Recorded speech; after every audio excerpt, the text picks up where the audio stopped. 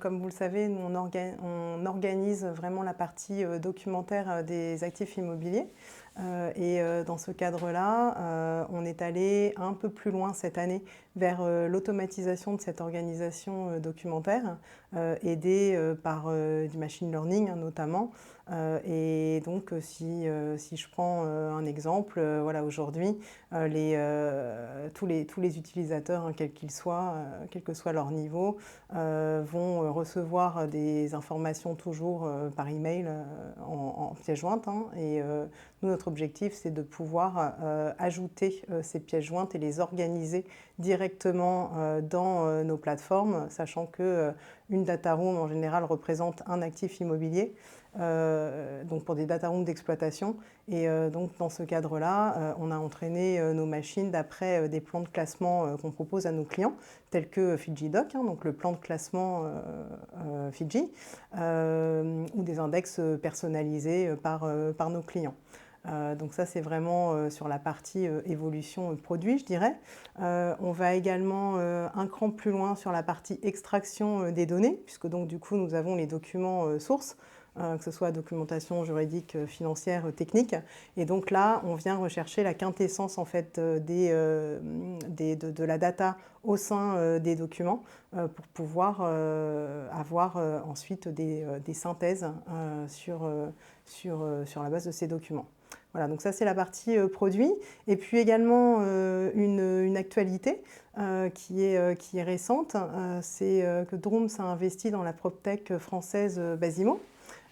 Et donc, à ce titre-là, voilà, nos plateformes sont complémentaires dans la mesure où Basimo va vraiment travailler sur la partie gestion locative, gestion technique des bâtiments, va proposer des modules ESG également.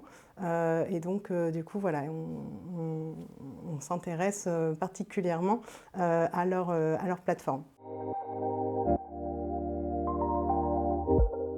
Alors c'est vrai qu'aujourd'hui sur le marché, bon, voilà, je ne vais rien dire de nouveau hein, quand je confirme en effet ce ralentissement des transactions. Et également, voilà, il y a notamment des transactions, enfin nous on le voit hein, principalement sur l'accompagnement des transactions cross-border. Il y a un cadre réglementaire aujourd'hui qui est compliqué, qui est craint par les investisseurs d'aller investir sur d'autres marchés que leur marché d'origine, parce qu'il y a une législation européenne, mais ensuite il y a surtout toutes les déclinaisons locales hein, qui vont être différentes. Donc ça peut effrayer en fait les investisseurs d'y aller. Néanmoins, on a réalisé une étude là juste avant l'été auprès d'intervenants sur des transactions cross-border ces 2 dernières années. Et en fait, on a été surpris par les résultats et notamment par l'optimisme. Et finalement, c'est une très bonne nouvelle. C'est que les investisseurs, et notamment les investisseurs français, prévoient toujours d'investir. Et on a plus de 50% qui se sont prononcés en disant que oui, ils allaient accélérer leurs investissements à l'étranger, donc leurs investissements cross-border. Après, les Anglais ont répondu à plus de 80% en cette faveur, mais les Allemands, par exemple, sont beaucoup plus en retrait, à moins de 25%.